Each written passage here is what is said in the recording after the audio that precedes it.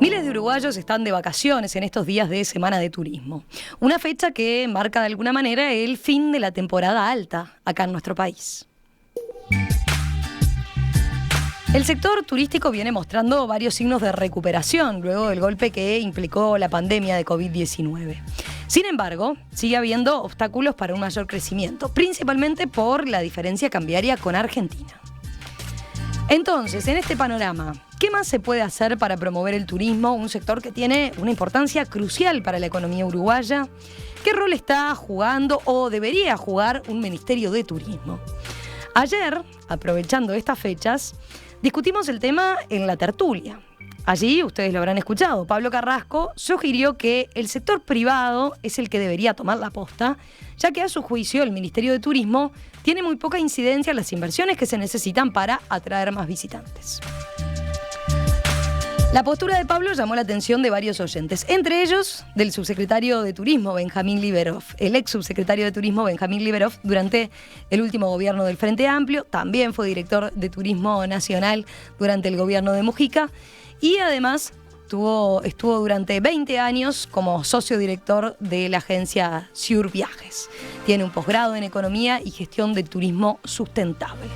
Así que en los próximos minutos, a propósito de la actualidad del sector y del rol que tiene que tener un Ministerio de Turismo, es que vamos a conversar con Liberov.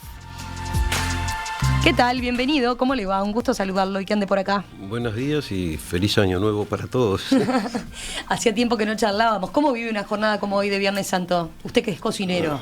Bueno, lo primero, hirviendo las papas y preparando los mejillones para la provenzal del mediodía y si sobra para la noche. ¿Lo festeja cómo? ¿Como Viernes Santo o como en realidad como judío?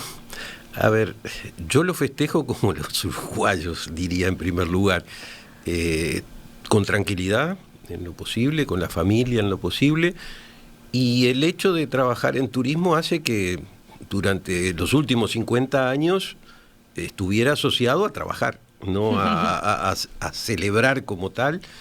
Del punto de vista de la religiosidad, respeto, nunca mi familia ni mis padres fueron practicantes. Sí respetamos el paisaje, va también el saludo para la colectividad, a veces con Madsen, a veces sin Madsen. Incluso ayer estaba intercambiando con varios que me preguntaban direcciones dónde ir a comprar. Payán 3030 es una posibilidad. Ah, bueno, ahí ya pasa el pic. Pero digamos, para que tengas una idea, el Sordo González, hace ya 35 años, había hecho encuestas sobre cuánto los uruguayos salían en turismo en general, y demás, desde Montevideo. Y le daba que el 50% se quedaba en la ciudad. Más allá de que ahora venía y parecía un día de pandemia, fuerte, pero hay brasileros aquí abajo. Realmente es trabajando, no tengo otro recuerdo. Me pasaba también cuando dicen que el año empieza cuando llega el camión de los rezagados, la vuelta ciclista, yo digo sí, pero el 2 de enero yo estaba sacando charter en el aeropuerto de Carrasco o ómnibus toda la vida. ¿En qué momento se toma vacaciones quien trabaja en la industria turística? Que va como a contrapelo, ¿no? En general se toma, si puede, una vacación corta en el periodo veraniego, como todo el mundo. Cuando digo corta, a veces es un fin de semana largo, una semana. Y luego busca en lo que es la temporada baja o cuando uno tiene menos clientes para atender. Y en el Uruguay eso seguro era, según cuando cae el turismo, es al finalizar febrero, es una posibilidad de encontrar un espacio, excepto que Carnaval caiga a fin de febrero. Y si no, en la primavera, alguna vez también se puede pensar como en el hemisferio norte, los climas es distinto, el verano es allá, se puede, según lo que uno opte por hacer. Bueno, así que no hay problema entonces con hacer la entrevista en Viernes Santo y me quedo tranquila que ya con la comida la dejó pronta, ya quedó el menú, porque es muy buen cocinero, dicen. Bueno, a juzgar por las fotos que se ve. A ver, pero eso, y valga la oportunidad que me das, eso se lo debo en gran medida a Giorgio Valenti, un hermano de la vida que era un enorme cocinero. El hermano también se reivindica como tal, también, pero yo lo aproveché mucho más a Giorgio, y desde ese punto de vista me ayudó, una cosa que me hace bajar el estrés, que me permite... Sí.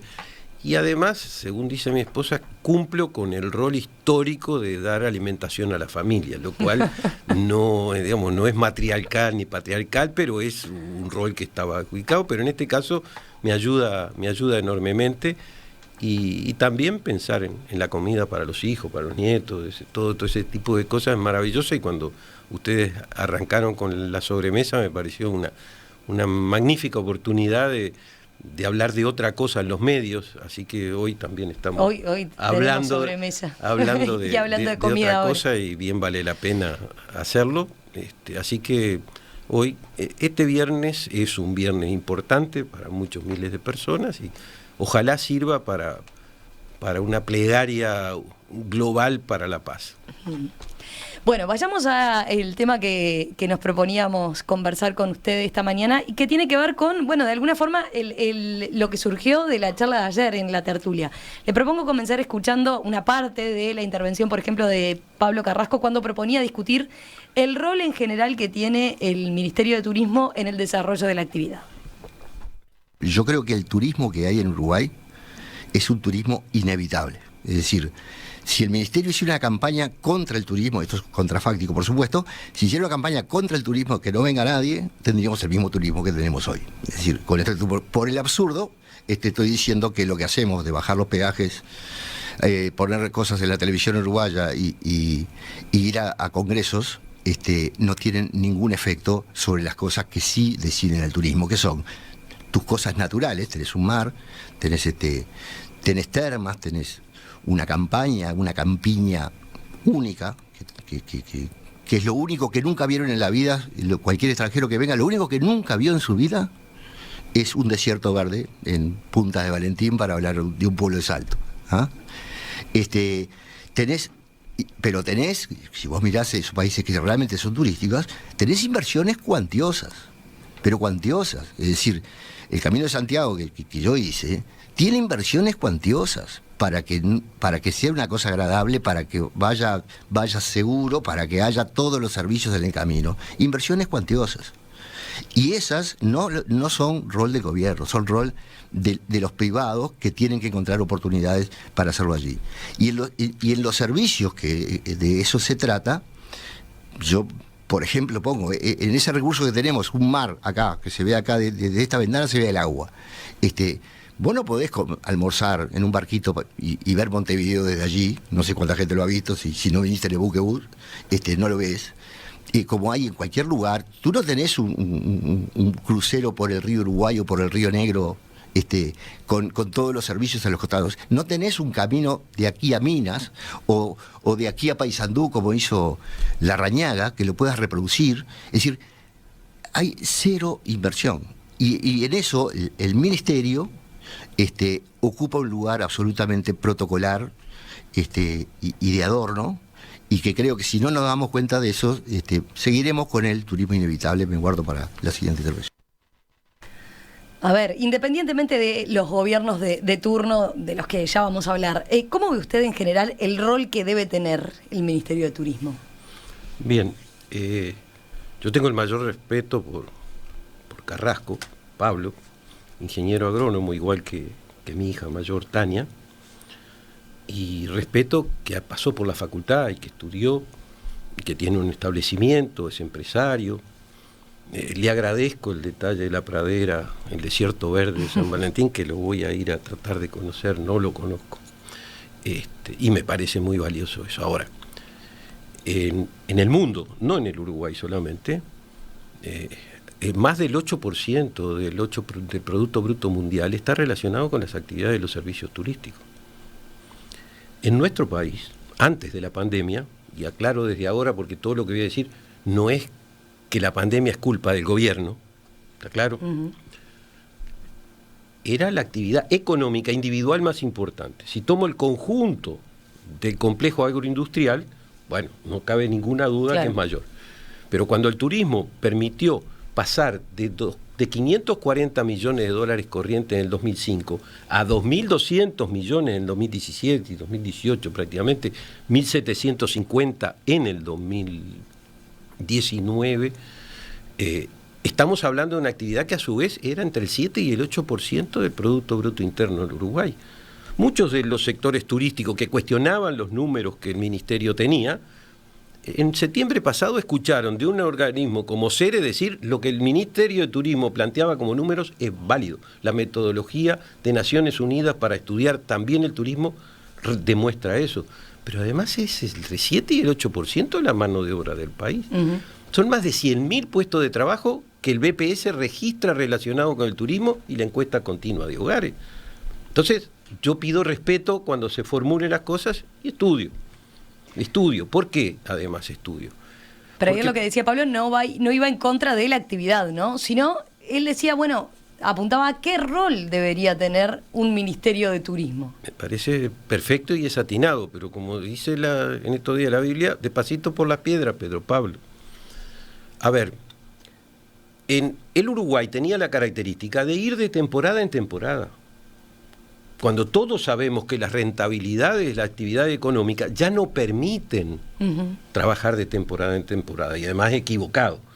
Entonces, el proceso que tuvo Uruguay para llegar a planes estratégicos 2020, luego actualizado al 2030 y prospectivo 2050, eso es trabajo sistemático que tiene que hacer cualquier gobierno, incluso cualquier intendencia lo tiene que realizar. En realidad, en los años 90, por ejemplo, todas las intendencias, si ustedes se toman el trabajo de mirar, era prensa y turismo, deporte y turismo, cultura y turismo. Ahora, el Maldonado se llegó a tener una dirección general ahora y, si ustedes miran, hay profesionales que estudiaron turismo para poder respaldar eso. Y, del punto de vista de los planes parciales, Carrasco mencionaba el tema de un crucero. En el año 2008 se construyó un primer plan estratégico turismo náutico fluvial para Uruguay 2022, o sea, no se puede trabajar de un año para otro. Y fuimos a España a tratar de presentarle a los armadores del turismo fluvial, ¿por qué no en Uruguay? Pero en Uruguay había que tener las batimetrías de los puertos donde queríamos ir. Hay que saber, por ejemplo, cuando se dice... O sea, esa idea que decía Pablo podía haber prosperado, o sea, por lo menos estaba en carpeta él plantearle a armadores en el exterior la posibilidad de esa inversión. Incluso vinieron holandeses que estudiaron los precios de hacer una nave en Uruguay y en Paraguay, de la escala que tienen que tener esas naves. ¿Y por qué no son distintas? Eso? Bueno, porque las naves pueden ir de entre 40 y 60 camarotes, y 40 a 60 camarotes tienen que, para ser sustentable, tienen que tener determinadas características, que los que venden cruceros fluviales en el mundo no siempre la ven así. Pero además hay que hacer la regularización, por ejemplo, de las normas legales que rigen estas naves, porque seguramente no es solo parar en Colonia, Nueva Palmira, Carmelo y subir a Paysandú, sino que hay que tomar concepción del Uruguay. Incluso con los puertos y con las autoridades portuarias de Rosario se estaba estudiando y hay determinadas planificaciones de posibilidades para naves que recorran. Cuando aquí él mencionó el comer mirando la playa o desde el mar, cosa sí, que la navegabilidad, o sea, Uruguay en general está de espaldas a lo náutico y a la playa, el estuario del Río de la Plata. Hay que saber cuántos días al año tiene condiciones de navegabilidad estable una nave, porque no solo es pensar que yo quiero comer ahí. Incluso se había llamado en su momento, Bordaberry llamó una licitación para a servicios a Isla de Flores. Sí. Ahora, cuando uno estudia las condiciones de navegabilidad hasta Isla de Flores, con el Río de la Plata, es también una dificultad que hay para la Isla de Lobos, en cierta forma también. Ajá. Entonces, hay que saber un poco más de lo que estamos hablando cuando hablamos de eso. Pero fíjate, él dice que el ministerio también tiene que capacitar. En el 2005, dentro del ministerio, había una persona que había estudiado turismo, una.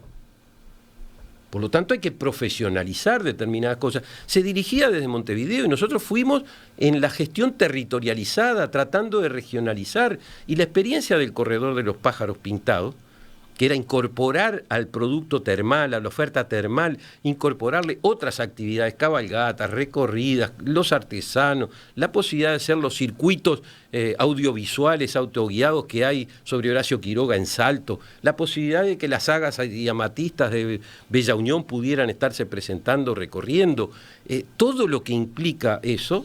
Bueno, el corredor de los pájaros pintados fue una apuesta a regionalizar para incorporar la oferta termal en un desarrollo turístico como hay en todos lados. Hasta el propio Carrasco mencionaba su experiencia con el Camino de Santiago y las inversiones que hay ahí.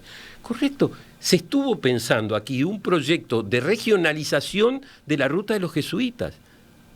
Y eso está dentro del proyecto BIT 4 que estaba pronto para hacer incluso todo el desarrollo entre Calera de las Huérfanas y la ganadería de Rocha. Pero ahí, a ver, volviendo a lo que señalaba Pablo Carrasco ayer, yo creo que parte de su comentario tenía que ver con cómo también lo percibe la ciudadanía en general. Usted marcaba la importancia que tiene el sector turístico para la economía del país, siendo en su momento, como fue, uno de los principales sectores o el principal sector de actividad. Ahora, siempre se lo ve al Ministerio de Turismo de alguna forma como un ministerio auxiliar, digamos, o que depende de economía, que depende de transporte, que no aparece dentro de la agenda de decisiones de política de Estado, como el turismo determinante para el tipo de inversión que estamos hablando, ¿no? Bien. Le habrá llegado este comentario, es una apreciación que tiene, o capaz que usted mismo lo sentía dentro del gabinete ministerial en aquel momento, ¿no? A ver, no solo lo percibo de esa manera, sino que lo sufrí. Bueno, por eso. Manera. Ahora, desde el punto de vista de hacia dónde iba y hacia dónde va el Uruguay, es lo que empezó a ocurrir desde el 2005 en particular. No porque antes no se hicieran cosas. Uh-huh. José Villar tenía la perspectiva cuando fue ministro de que el Uruguay tuviera 3 millones de visitantes, cuando tenía menos de 2 en su periodo.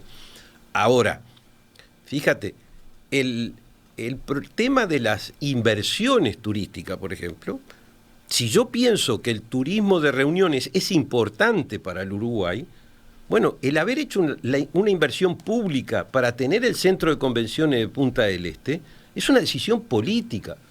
Cuando en las anteriores administraciones se integró el gabinete productivo, es cierto que en la primera opción no estaba turismo, uh-huh, pero estuvo turismo. Cuando se hablaba de la inclusión social, en el gabinete de la social, no estaba turismo, y estuvo turismo. ¿Por qué? Porque, entre otras cosas, el turismo interno es una parte fundamental para darle sustentabilidad al conjunto del sector, y dentro de eso el turismo social, que era dar apoyo para que sectores que tradicionalmente no tienen opciones por el turismo, lo pudieran hacer. La ley de turismo, que no solo tiene que ver con los temas de promoción turística, que tiene que ver con la estructuración territorial de la oferta, tiene que ver también con los controles, tiene que también que ver con los derechos que tienen los uruguayos cuando viajan al exterior o también los derechos que tienen los turistas cuando vienen. La ley en agosto del 2014 se aprobó por unanimidad en diputados, 20 en 21 en el Senado. Díganme cuántas leyes. Y eso también es una batalla cultural que se ganó. Uh-huh. Y esa ley no es la ley de un partido. Los trabajadores del ministerio saben que fueron los trabajadores del ministerio los que ayudaron a construir esa ley. Y si no, vayan a las actas del Parlamento y verán quiénes eran los que a la hora de presentar la ley, defender por qué tenía valores conceptuales, no estrictamente reglamentarios, se determinó de esa forma. Y eso lo hicieron los trabajadores. Entonces, al mismo tiempo, hay que dar una batalla. En general es poco conocido. El Ministerio de Turismo en el 2005 tenía 190 funcionarios. En el 2020, cuando se entregó la administración, tenía 170. Y pasamos de 2 millones de visitantes a 4 millones de visitantes. Y pasamos de 540 millones de dólares a 2.000 millones de dólares. Por lo tanto, eso no lo hace el sector privado, por ejemplo. No lo puede hacer. Si estamos hablando del centro de convenciones, no lo hizo el sector privado, lo hubiera hecho. Ahora, Si yo tengo inversiones privadas que desarrollaron la oferta inmobiliaria del Uruguay, particularmente en el este, con valores que implican tres papeleras, entonces es una actividad con la cual hay que potenciar para que la gente venga. Y eso no lo hace. En el 2005, entre dos empresas privadas, grandes del Uruguay, o a nuestra escala, gastaban lo mismo que todo el Ministerio de Turismo en promover. En el 2020, el Ministerio invertía 5 veces lo que se invertía en el 2005. Hay un aspecto que dice, o que señaló Carrasco, es que si efectivamente el sector privado, que es el que tiene que implementar en concreto el desarrollo del turismo, no puede resolver los problemas que tiene el Uruguay. La nueva terminal aérea del Uruguay es una inversión turística, no solo, pero sin que se hubiera realizado es imposible. La modernización del puerto de Punta del Este sin la inversión pública hubiera sido imposible. En Piriápolis imposible, sin pensar las inversiones náuticas que hay que hacer para que eventualmente puedan haber turismo náutico deportivo, pesca, etcétera, la tiene que hacer fundamentalmente el Estado. Ahora, la tiene que gestionar, bueno, habrá que ver punto a punto cómo eso se resuelve.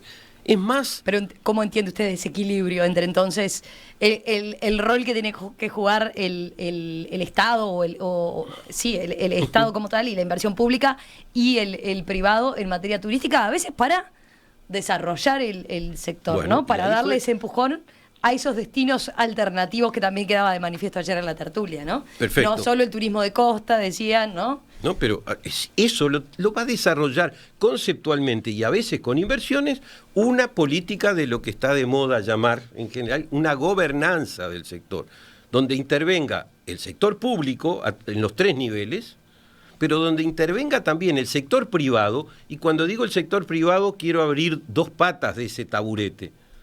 Uno es el empresariado y el otro es la sociedad civil y los trabajadores. ¿Por qué?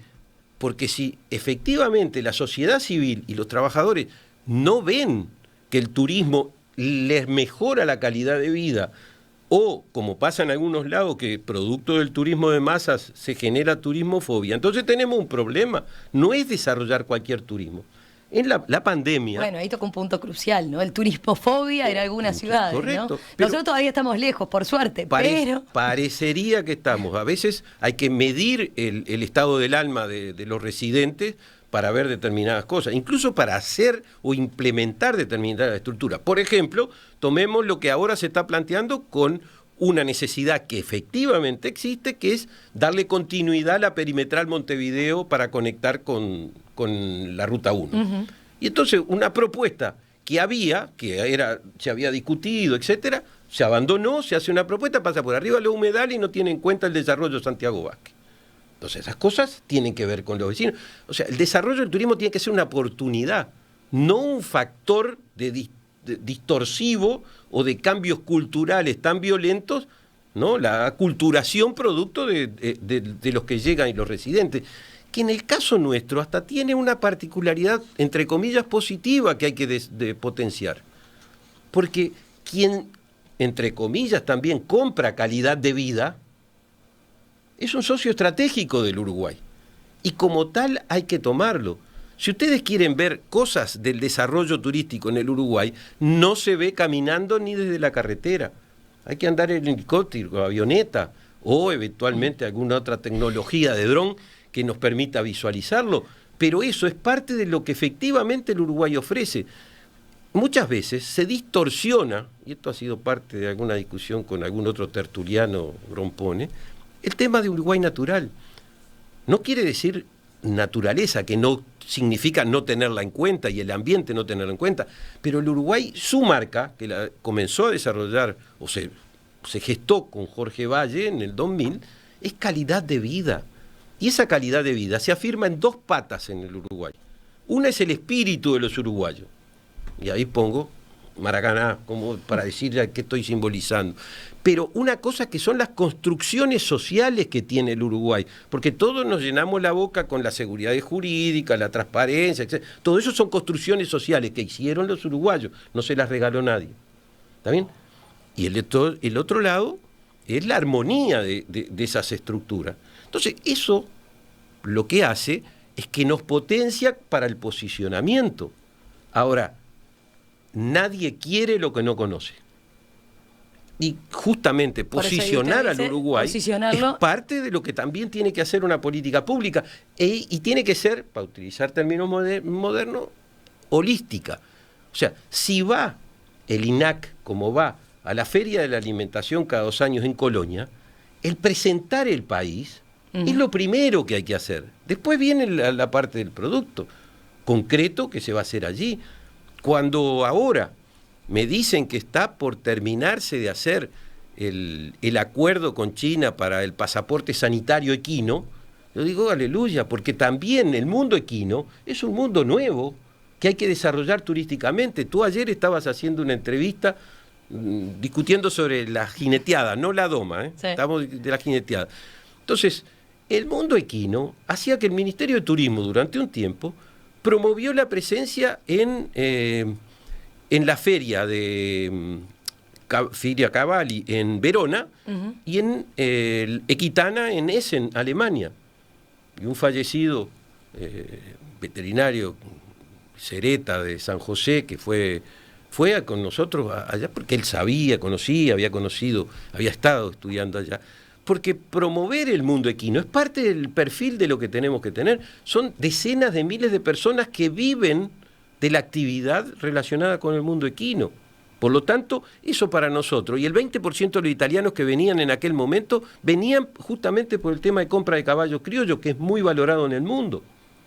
Pero también es cuando... ¿20% de los italianos que venían era por ese motivo? Las compras de caballo, incluso han venido de la realeza de Malasia, vienen y tienen aquí algunos campos. ¿Por qué? Porque el caballo criollo uruguayo, no por casualidad está en el mundo árabe, es que el valor que tiene, y los profesionales asociados, en algún momento ustedes también le hicieron una entrevista a una de las veterinarias que acompañaban a los animales hasta el mundo árabe. Fíjate, en Valle muchas veces bajan aviones, también para comprar caballos y llevarlos, hacen una escala en Londres y después siguen para el mundo árabe. Y de hecho, el caballo más importante, competitivo que tuvimos, Invasor, triunfó en Estados Unidos y luego va a Dubái. Entonces, el turismo no es simplemente el ocio y la recreación, que es muy importante. Por algo, es el único país en el mundo que, aún siendo desde 1980 planteado por la Organización Mundial de Turismo, lo reconoce en una ley, la de agosto del 2014, como derecho humano. Porque efectivamente la posibilidad de disfrutar de un tiempo fuera del lugar de residencia con nuestros gentes queridos o en el lugar de residencia, forma parte del desarrollo humano. La dopamina, que forma parte de la ansiedad por el ocio, etcétera, en determinado momento, es parte de lo que los seres humanos tenemos que incorporar. Y en eso, permítame hacer un paréntesis bien cortito, por esa razón el turismo es nuevo y hay que dejarlo crecer, hay que ayudarlo a crecer, también con la capacitación. Y no es que cualquiera opina sobre qué es lo que pasa en turismo, que tiene todo el derecho del mundo a hacerlo, pero a veces hay que estudiar un poco de qué se está hablando para tener el derecho a decir cosas que, aún no siendo ciertas, las estudió. Tengo respuesta de Pablo Carrasco. Dice Pablo, si alguien que solo es un turista crítico y que no sabe nada provoca que alguien que sí sabe nos cuente los desafíos, tarea cumplida. Felicitaciones al invitado. Bueno, para Carrasco, mi saludo. Y fíjense, la cuenta satélite de turismo es una tecnología que desarrolló la Organización Mundial de Turismo para medir el impacto económico del turismo en el conjunto de la economía. Desde ese punto de vista, aunque no siempre es fácil llegar, el impacto es, por ejemplo, un frigorífico, ¿es parte del sistema turístico? En primera instancia se podría decir que no. Sin embargo, la proporción de carne de lomo que se come durante la temporada turística es mucho más alta que la que se come regularmente en el Uruguay.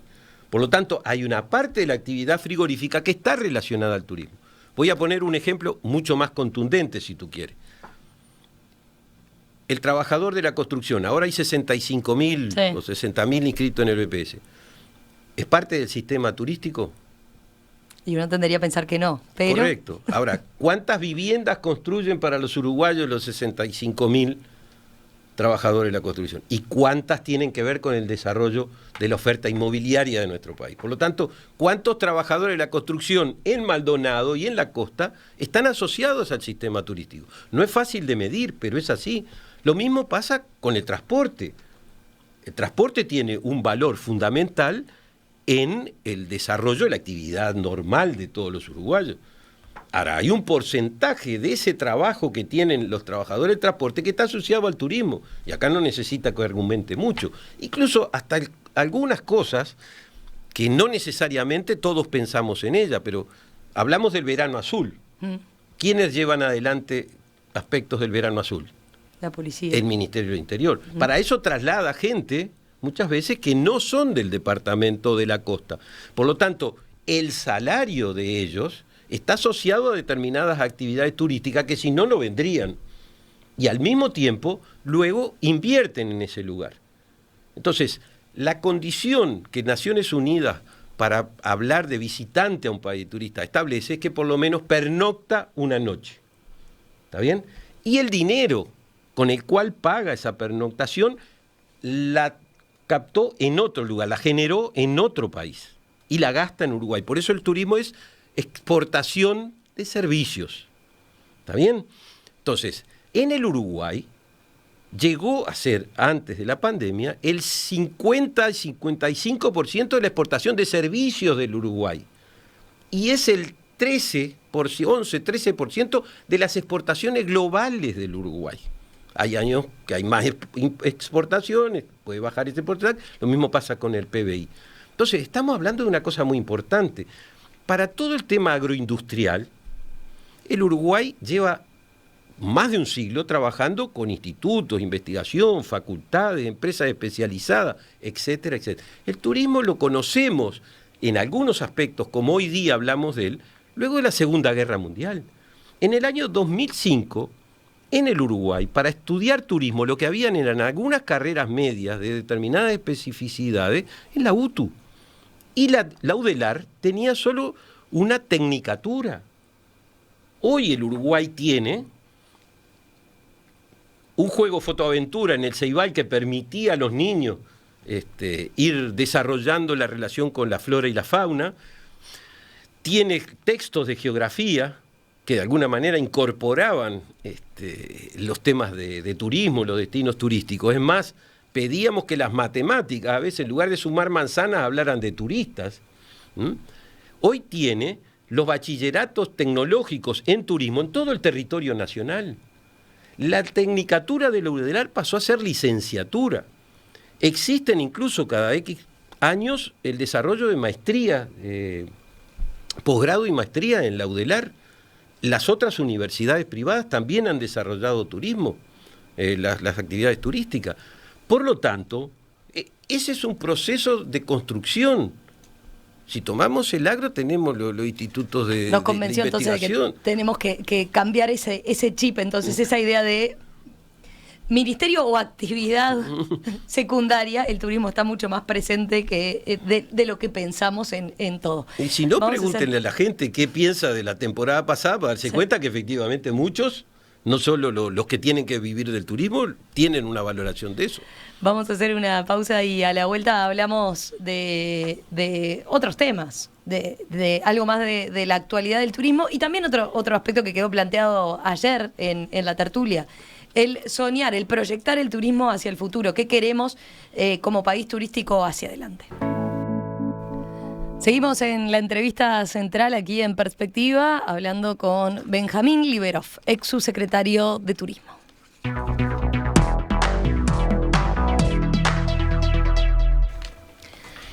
Liberov, a ver, teníamos pendiente hablar de algo más de la actualidad, luego de esa introducción que hacíamos a partir de los temas que habían quedado pendientes ayer en la tertulia. Pero quería consultarle, usted últimamente ha sido, por ejemplo, crítico al rol que el Ministerio de Turismo como tal jugó durante la pandemia. por el hecho de la falta de proactividad, entre otras cosas. Y ha sugerido la creación de un fondo de emergencia. ¿Usted entiende que el Estado todavía tiene más margen para invertir? ¿Y en qué consistiría un fondo de emergencia en el sector turístico? Bien. Tenemos pocos minutos, ese es el problema. Pero, a ver, el hecho de que durante un lapso de la pandemia no hubiera movimientos a nivel mundial, no solo de Uruguay, y que después se abrieran en determinadas condiciones y que después pasáramos... ¿Eso quiere decir que no se podía haber hecho cosas distintas? Yo digo que sí.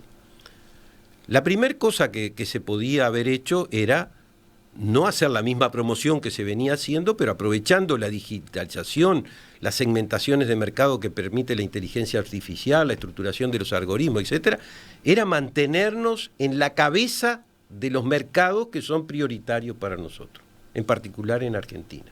Incluso hasta para saber cuál era el estado de ánimo con que estaban pensando cómo reaccionarían una vez que se liberaran las cosas. Eso no se hizo, ni se estudió.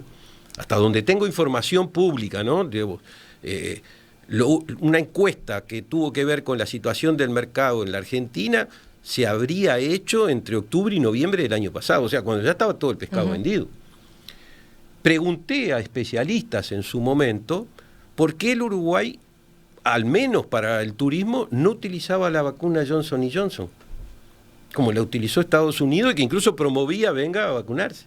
Para nosotros hubiera sido una enorme oportunidad, nadie técnicamente me dijo no por tal razón, en decir, tenemos la posibilidad de vacunar, venga y tenemos la vacuna, le damos, nosotros nos protegíamos como sociedad, porque eso era prioritario, la salud de los uruguayos, e incluso dije, era mucho más promocional decir que teníamos... Después se hizo, ¿no? Pero ya muy avanzada Pero se hizo para la tercera dosis en determinadas condiciones y lo teníamos 1 hora y media al sol esperando para que se diera la vacuna. También planteé, como lo hicieron algunas empresas privadas en el Uruguay, de tener más laboratorios en la frontera que hicieran los PCR como lo hacíamos para los camioneros. Los camioneros nunca dejaron de poder entrar al Uruguay y tenían PCR. Era mucho más propaganda decir que teníamos laboratorios para hacer PCR rápido y que se podía entrar y vacunarse de esa manera, era mucho más que estar diciendo que teníamos playas lindas. En el mundo y también en Uruguay, un indicador nuevo para medir la actividad turística va a ser el nivel sanitario que tiene ese país. Por lo tanto, eso pasa a ser una de las responsabilidades que también hay que tener a la hora de promover el turismo. Y hay que tenerlo claro. Pero además, el Ministerio, según las rendiciones de cuentas que se vieron del año 2020, 2021, dejó de ejecutar créditos que tenía durante la pandemia. Los dineros que había para la promoción se podían haber utilizado para estudios de realidades de desarrollo locales, por ejemplo, para poder aprovechar la pospandemia. El préstamo del BID que dijeron se terminó, con lo cual se demostró que no conocían qué era el préstamo del BID y cómo funcionaba, y lo están utilizando, han contratado funcionarios y han empezado a hacer cosas con eso, desgraciadamente tarde, pero lo están haciendo.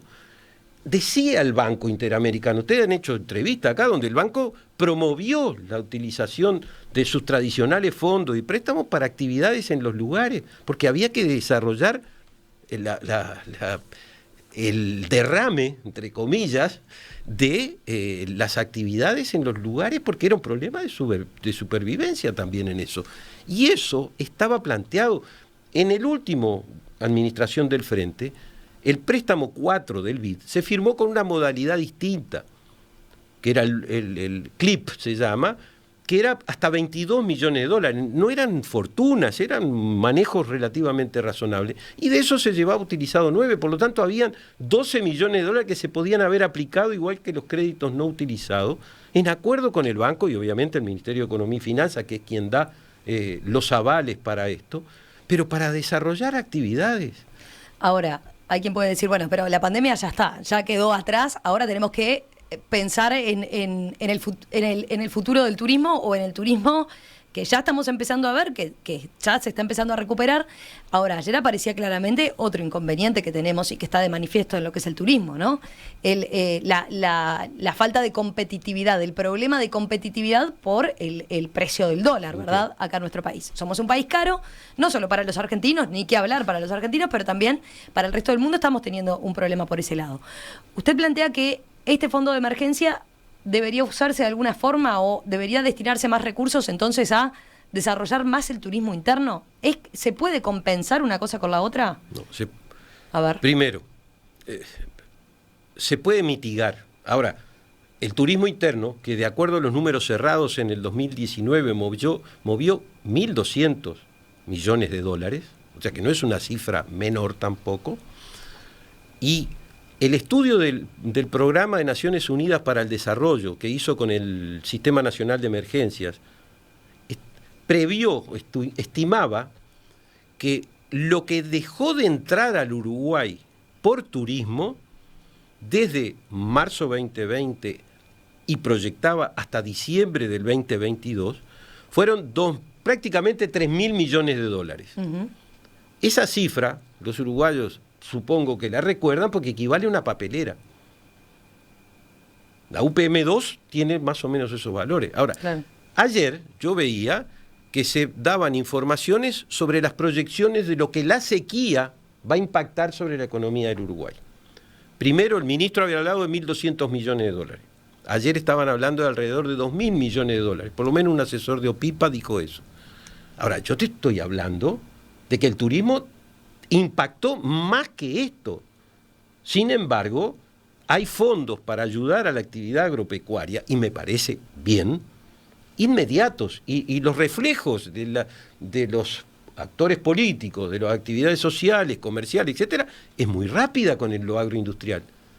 Ahora, ¿por qué no con relación al turismo? Y yo, incluso como cifra, no es que estoy hablando de un fondo de 200 millones de dólares, no. Lo que estoy pensando es comenzar teniendo en cuenta los créditos no utilizados por parte del Ministerio que estaban en los presupuestos. Todos me pueden decir, y no voy a dejar el flanco libre, que lo que no se gasta un año se lo lleva el Ministerio de Economía y Finanzas y no se vuelve a recuperar. Pero lo que estoy diciendo es, para una actividad que genera casi 2.000 millones de dólares, apliquemos un fondo, y ese fondo para turismo interno, efectivamente, no es para salir a promover. Uh-huh. ¿Por qué? Por este factor de mitigación. Todos los actores públicos y privados dicen que el turismo uruguayo, y lo estamos viendo ahora en Semana de Turismo, en termas, por ejemplo, el 80% del público que está en las termas es uruguayo. Entonces, si en España se estudió un sistema por el cual en determinadas condiciones los trenes de media y larga distancia son gratuitos, porque están asociados a promover la actividad turística, ¿por qué acá no puedo estudiar qué capacidades excedentarias tengo en el transporte interdepartamental y decir que en la medida que estén asociados a paquetes turísticos, esos valores de los boletos acordados con el Ministerio de Transporte y Obras Públicas forman parte de lo que podría financiar un fondo de emergencia para el turismo? Lo mismo con camas en los alojamientos, lo mismo con los guías. Y esa administración de ese fondo sería con el MEF, con el Ministerio de Turismo y con el sector privado para estudiar las mejores condiciones. Pero insisto, para mitigar, no estoy planteando resolver, porque si no vienen 2 millones de argentinos, ese no lo puedo sustituir ni con europeos ni con... Puedo crecer, pero no. Y el turismo interno además tiene un factor muy importante, que es derrama en múltiples situaciones en el territorio. Y el turismo social, que se desarticuló totalmente, podría estar cumpliendo también un rol. No cuando no se movía nadie, que entonces no. Incluso hoy, en el turismo se habla del turismo regenerativo. Ya no se está hablando ni siquiera del turismo sustentable, que es parte de la actividad, sino de qué manera el turismo contribuye a regenerar condiciones de mejora de la calidad de vida de los residentes y de los que vienen.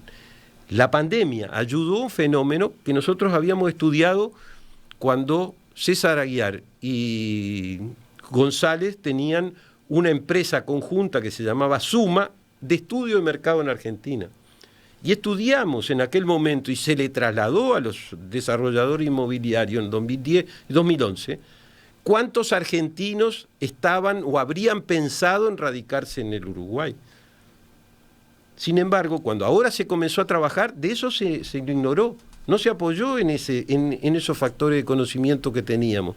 Y efectivamente... Lo que pasa es que ahí se dio un fenómeno que sobrepasó todo, ¿no? Que fue la pandemia, generó un cambio en la forma de vida, que más allá de que seguramente aquel estudio hubiera quedado viejo, desactualizado en relación a lo que terminó pasando con la realidad. Dice que no. Es cierto que cambiaron otras cosas también. El teletrabajo. Bueno, y las nuevas generaciones que acceden a poderes adquisitivos importantes, que tienen familias jóvenes o que ellos tienen familia, etcétera, cambió. Pero en el Punta del Este, por poner un ejemplo, Punta del Este, que durante años se vino hablando de la desestacionalización de Punta del Este. ¿Cuánto le costó a usted en el ministerio trabajar por la desestacionalización de Punta del Este? Ahora se logró pandemia mediante. A ver. O en gran medida pandemia mediante. En el año 2007-2008, el Ministerio de Industria, Energía y Minería hizo 5 clústeres de actividades prioritarias. Una de ellas fue Punta del Este, que tendía justamente a trabajar por la desestacionalización. Y definió, y está colgado en la página web, lo pueden ver cualquiera de los tertulianos y el público en general, un concepto que era ciudad balneario diferenciada por la calidad de vida. Y justamente luego el estudio de González y de Aguiar, lo que hacía era ver qué potencialidades teníamos en la Argentina. ¿Sabe cuántos habían pensado en Capital Federal, Córdoba, Santa Fe, Rosario y Mendoza? Cuando digo Buenos Aires digo provincia. Eran alrededor de 2 millones de personas que tenían o pensaban que de pronto su residencia podía estar en Uruguay, en aquel momento. Y que había 200.000 que efectivamente o tenían propiedades ya aquí o pensaban que podía ser. No se daban otras cosas como se da ahora el teletrabajo, etcétera. Ahora, Punta del Este, nos plantean los operadores, cuando yo me he reunido con la Liga y con otra gente, dicen que hay alrededor, incluso al intendente lo he escuchado hablar, alrededor de unos 20.000, 25.000 nuevos residentes en el departamento de Maldonado. Bueno, está en la dirección de lo que aquello tenía. No quiere decir que si uno hace un estudio, ese estudio es inmóvil. Se va desarrollando, hay nuevos factores que influyen. Justamente cuando yo planteo el nivel sanitario, una de las cosas que saludé y me parece importante es que algunos de los sanatorios o asistencias médicas que hay en Punta del Este han hecho acuerdo con estructuras internacionales para brindar estándares de calidad de salud en el departamento de Maldonado acorde con los niveles de estándares internacionales. Y eso es muy importante. Y cuando el Uruguay hizo el tendido de fibra óptica en el Uruguay, posibilitó, aparte de todo lo que fue la inclusión financiera, el CEIBAL, el estudio, la pandemia, también posibilitó el teletrabajo desde el Uruguay, que ya tenía desarrollos en las zonas francas que el Uruguay tiene. El Ministerio de Turismo, por ejemplo, el Zoom no lo descubrió con la pandemia. Desde el año 2015 y 2016 el Ministerio de Turismo trabajaba con Zoom. Antes de esa fecha, las tecnologías llegaban a costar $250,000 para poderla implantar como el teletrabajo. Cuando el Ministerio la contrata costaba $5.000 al año y nos permitía tener 15 puntos conectados con 100 personas en cada uno de ellos. Y así se trabajaba para lograr la territorialización de la gestión. Tenemos que ir cerrando, nos quedaron más temas para discutir en otra. Vamos a soñar. Pero le tengo que trasladar a ver un comentario de un oyente porque se repiten en algunos. También a partir de lo que hablamos. Dice Ana, por ejemplo, qué bueno que de ayer se haya generado una entrevista, pero creo que en parte no entendió lo que quiso decir Carrasco. Y dice, y hay cero autocrítica. ¿No se le ocurre pensar que pudo haber crecido porque los uruguayos en ese tiempo que estuvo el Frente Amplio mejoraron y salían más, tuvieron más poder adquisitivo y salían más? Por lo menos cuántas cosas que quisieron hacer, pero nadie sabe, pero triste pensar que todo está bien y todo se hizo por ellos. ¿Usted hace algún tipo de autocrítica de lo que fue la gestión en esos años? Ni que hablar que hay que hacer eso. Pero yo lo que digo es, la referencia mía a lo que se planteó ayer, como también lo hizo Eguiluz Cecilia, como también lo hizo Valenti, ¿no?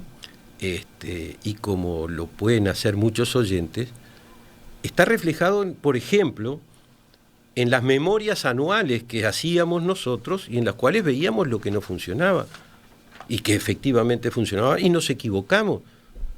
O sea, eso no cabe ninguna duda. Pero el mensaje va por el lado de, bueno, también en el mundo el turismo en ese periodo creció muchísimo, ¿no? Cambiaron muchísimo las condiciones en el mundo y la actividad como tal explotó y no necesariamente ahí tuvo que ver el rol de la política pública o del ministerio.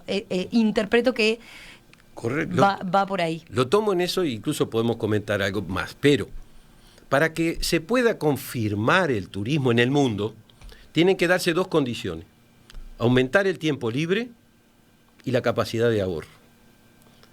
Eso, de alguna manera, las sociedades en general han ido haciendo. Por algo incluso cambian también los comportamientos respecto a las vacaciones. Antes alguien venía y hacía un mes de vacaciones y ahora tenemos fines de semana largos, tenemos hasta incluso, te diría, que alguna cosa que fue polémica en su momento, que fue un spot publicitario del sandwichito, que lo hacía el cocinero de la selección celeste.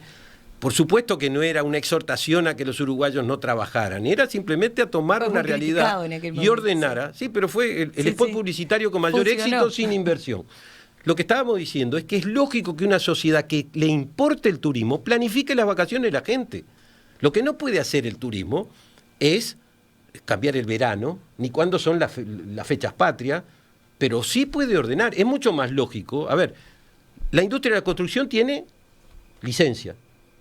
Es más lógico que esté haciendo la licencia como le corresponde. Las imprentas tienen licencia. Entonces, los fines de semana largos, si existen los feriados, hay que generarlo. La conducta y la cultura del trabajo no es por los fines que se afecta por los fines de semana largos.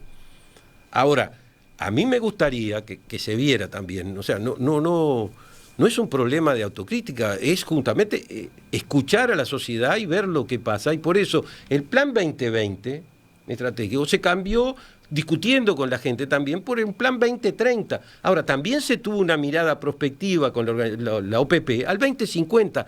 Quiere decir, por ejemplo, en ese plan no estaba la pandemia. Yo acabo de mencionar los indicadores sanitarios, pero también para el turismo nosotros aprendimos de las dificultades de tener turismo para personas con discapacidad y tener presupuesto para eso, que no era suficiente, y hoy es distinto.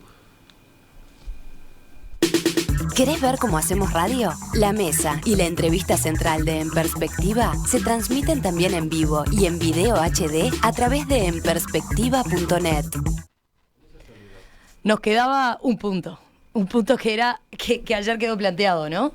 Porque de alguna forma nos entusiasma a todos. Yo decía ayer cuando comentaba y veía los mensajes de los oyentes, bueno, así como creemos que hay 3 millones de directores técnicos para hablar de fútbol en Uruguay, también por lo visto había 3 millones de posibles ministros de turismo. Pablo hablaba de las características que tenía que tener un ministro de turismo, de pensar en grande, de soñar. También quedaba planteado con varias propuestas que surgían en la mesa. En titulares, ¿cuál es ese turismo de futuro para Benjamín Liberó? En principio, para mí, tiene que ver con un mayor desarrollo de turismo interno por todas las condiciones que mencioné que tienen con la calidad de vida. Y por eso, el poder tener colonias de vacaciones, como es la colonia Raigol, Machiniena, a 90 kilómetros de Montevideo, en San José, para las personas, para los jubilados, y tenerla también un establecimiento en Arapey, o lo que puede ser en la costa, como el Hotel Acción, que está viendo cómo se remata del sindicato médico, o lo que pueden ser el aprovechamiento de predios como hay el Andresito, o la colonia de vacaciones de salud pública, o mejorar el Punta Gorda. Eso es todo un capítulo que se merece la sociedad uruguaya, de parte porque está en la ley. Después, si van a haber trenes, hay que pensar en el turismo. El desarrollo del turismo en el mundo empezó con las excursiones que Thomas Cook armaba en Londres, incluso algunas de ellas para ir a ver la Torre Eiffel. Usted dice que el ferrocarril central nos tiene que hacer pensar en 5 a 10 turismo. Años tiene que pensar, y los ramales correspondientes, que algunos, como en el tren del fin del mundo, son con trocha angosta, son de otra característica, pues son turísticas. El producto que más se le vendía a los cruceros, a los cruceristas en determinado momento, era el tour saliendo del mismo puerto en trenes, y que iban hasta una bodega y después volvían en ómnibus, volvían a Colón y de ahí en ómnibus. Por lo tanto, trajimos grupos que se especializan en viajar en trenes de locomotoras a vapor.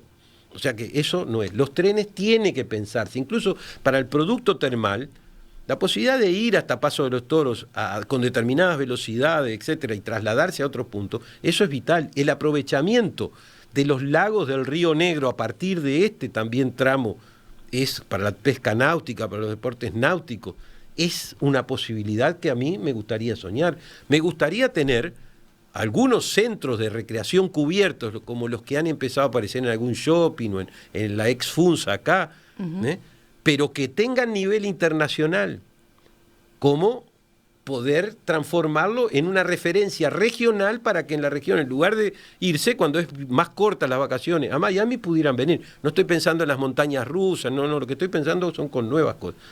En Las Vegas, por ejemplo, el hotel MGM tiene un área dedicada a la experiencia CSI, o sea, que es la serial de investigación. Hay museos de los espías en Washington, pero también hay en San Pablo parques recreativos de agua, donde incluso ahora ya le dan anteojos de realidad virtual, que las personas cuando van en esos tubos de los parques acuáticos, van volando como el Avatar. Y ese tipo de cosas, alguna de ellas se pueden hacer, o con experiencia sencilla. Algún oyente, digo ahora, puede entrar en superpark.fl, que son los parques cerrados que hay de recreación en Finlandia, para ver que tampoco son inversiones fabulosas y que se pueden hacer cosas. Se puede hacer la red. Se puede hacer de la red de las calles de los paraguas a nivel mundial como distintivo, y las kermeses gastronómicas en la Ciudad Vieja, y se pueden hacer los festivales de la flor cada primavera en todo el mundo, como se hacen en Bélgica, que se hace también las plazas con las flores, y aquí se ha hecho algo en Alzheimer. Es el aprovechamiento de las áreas protegidas a otro nivel y con accesibilidad. Es el turismo náutico, por ejemplo, como el programa que había para el Santa Lucía, que no se ejecutó, que estaba ya visto, para remontarse hasta el Parador Taje, que la Fuerza Armada incluso ahí tienen un parque de recreativo y tienen posibilidades de acampar, con enfrente Buchental por San José, y aprovechar todo eso. La pesca del dorado es un factor muy importante, así que soñar no realmente es de lo más importante que podríamos estar haciendo. Y de paso se ha dicho, hay un libro de las 200 festivales que hay en el Uruguay que se publicó, que está en página web y que le permite eso, que digamos que hoy en la Semana de Turismo en particular se puede celebrar y realizar en muchos lugares, a lo largo de todo el año hay. Y disculpen si en alguna cosa fui muy larga y bueno, y si da la impresión de que no hay cosas que no se hicieron bien y demás, le agradezco la mención al oyente, y sin duda que hay cosas que se hubieran podido hacer de pronto mejor, y eso es bienvenido, porque significa que la gente piensa en el turismo también. Benjamín Liberov, ex subsecretario de Turismo en la administración pasada, durante 20 años fue socio director de la agencia SURE Viajes, tiene un posgrado en Economía y Gestión de Turismo Sustentable, fue también director nacional de turismo durante varios años. Gracias, que pase gracias bien. A usted, y mi saludo a Malerva, el chofer del ministerio, que era de los distribuidos de AFE, y son muchos los funcionarios de AFE que brindaron servicio en el Ministerio de Turismo, y muy agradecido a ellos y a los de Pluna. Que pase bien. Gracias a ustedes. Feliz día.